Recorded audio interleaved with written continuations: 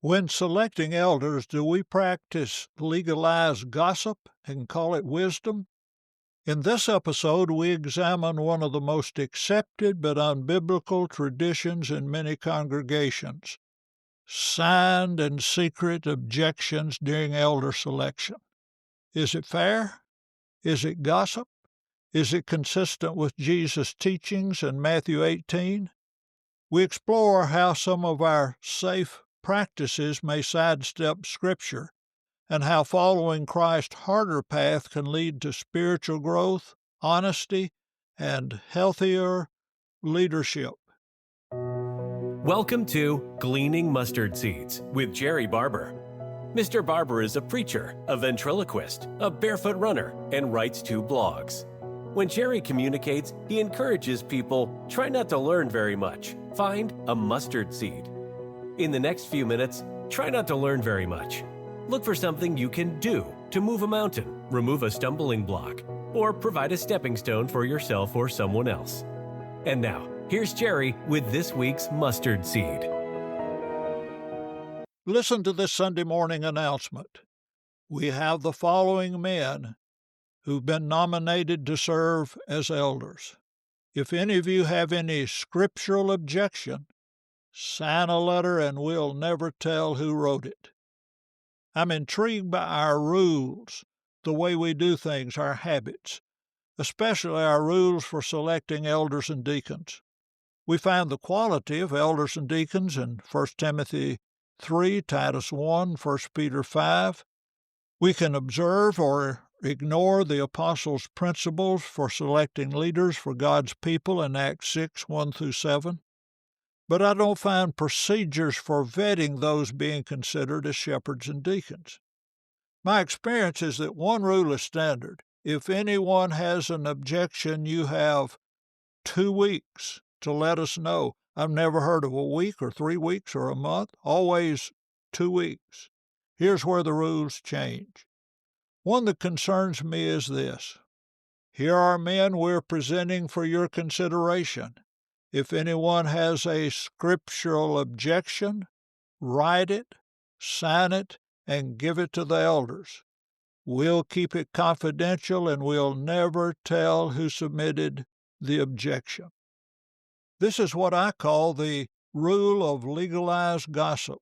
For 2 weeks, this congregation doesn't have to obey Jesus' instruction in Matthew 18, 15 to 17. Moreover, if your brother sins against you, go and tell him his fault between you and him alone. If he hears you, you've gained your brother. But if he will not hear, take with you 1 or 2 more, that by the mouth of 2 or 3 witnesses every word may be established. And if he refuses to hear them, tell it to the church. But if he refuses even to hear the church, let him be to you like a heathen and a tax collector. Some respond, well, he didn't sin, I just don't think he's qualified to be an elder or a deacon. The word sin means to miss the mark, to sin, to miss a mark on the way, not to hit the mark, according to a Greek lexicon. In your view, he missed the mark of being prepared to serve in this capacity. Jesus says if a person misses the mark, go to him privately alone and tell him where or how he missed it. Gossip, tale-bearing, not following Jesus' words will produce conflict. Proverbs 26:20. Without wood, a fire goes out. Without a gossip, a quarrel dies down. Gossiping, talking, or writing about someone instead of to someone isn't right for 2 weeks during vetting elder or deacon candidates. Agrippa and Bernice came to Caesarea to visit Festus. Festus had heard gossip about Paul, who was in prison in Caesarea. He told them Romans had a rule not to make a judgment against him based on hearsay. He said in Acts 25:16, To them I answered, It is not the custom of the Romans to deliver any man to destruction before the accused meets the accusers face to face and has opportunity to answer for himself concerning the charge against him. We need to have better principles of fairness and justice than pagans. The pagan Romans would not deprive someone of meeting their accusers face to face. I like a statement in a process of leadership selection. Members of the congregation are requested to go to the man before bringing an objection to the committee. There's another rule that comes into play, the golden rule, Matthew 7:12. So whatever you wish that others would do to you, do also to them, for this is the law and the prophets. How would you want to be treated if you were being considered and someone has an objection? To hear the objection and face it, or to be disqualified without an ability to answer? I understand the reluctance to do what Jesus said. It's my observation that many rules are made to help people not experience any pain. Some say, I'd be embarrassed to do that. I don't know what to say and how to say it. I wouldn't be comfortable doing that. Following Jesus wasn't designed to assure comfort.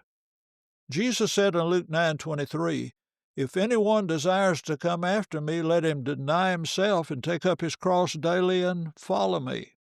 Carrying a cross isn't for rest and recreation. I remember the dread and lump in the throat fear of a Saturday night years ago. I put it off to the last night of the 2-week rule. Finally, I went to the house of the man and his wife being considered. With reluctance, I said, I love and appreciate you, but I need to share my concern. 1 Timothy 3:4 says a bishop must be one who rules his own house well. Looking at the couple, I said, I often wonder who is the leader of this family, you, the husband, or you, the wife. She and he assured me he was the leader of the family. The man was appointed the next day as an elder. But I did what I promised the Lord and myself 9 years earlier when a man with similar leadership issues was appointed, and I said nothing. That was a fearful, reluctant, and satisfying victory in my spiritual growth. Gossip isn't right and helpful even when considering elders and deacons. Thank you for listening to Gleaning Mustard Seeds with Jerrie Barber. If you found a mustard seed, send a text or email with the link to a friend. This podcast was brought to you by Jerrie Wayne Barber, Sales Manager with AmeriPro Roofing. AmeriPro Roofing has been around since the year 2000 and has had an office in Franklin, Tennessee for the last 10 years. We have installed well over 200,000 roofs nationwide and are excellent at replacing roofs, gutters, and siding. We are reasonably priced and outstanding at working with your insurance, which helps minimize your out-of-pocket expense.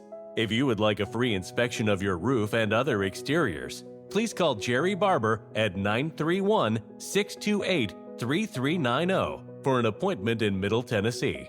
AmeriPro Roofing. Standards through the roof. Thank you for listening. Jerrie looks forward to next week as we continue to collect and plant mustard seeds.